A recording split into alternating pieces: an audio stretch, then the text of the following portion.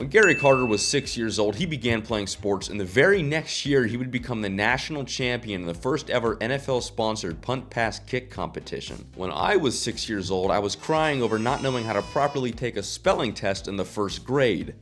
I guess there's a reason Gary Carter is in the Hall of Fame and I am not. Welcome back to Learn a Hall of Famer, a series where I go over every MLB Hall of Famer in alphabetical order, giving you some of their stats and some history so we can all learn more about the greats of baseball. And today we look at the greatest Montreal Expo of all time, Gary Carter. Carter was born April 8, 1954 in Culver City, California. And as mentioned in the intro, Carter became an athlete from the very moment that he possibly could be one, with his baseball career beginning at the age of 6 with Little League. Unfortunately, when he was 12 years old, he would lose his mother to a battle with cancer, but this would later motivate his philanthropic work. In high school, Carter was a three-sport athlete, being the captain of the basketball, baseball, and football team at Sunny Hills High School. In fact, he was so good at football that he received over 100 scholarship offers to play football at the collegiate level, eventually signing a letter of intent with the UCLA Bruins. But as it often does, baseball finds a way when Gary Carter was told that if he took one more big hit to his knees, it could be career-ending, so he shifted his focus onto baseball. And despite playing just 6 games at catcher in high school, the Montreal Expos drafted Carter in 1972 and threw him behind the plate. Gary Carter played in the MLB from 1974 to 1992 for the Expos, Mets, Giants, and Dodgers. He bat and threw righty, he played catcher,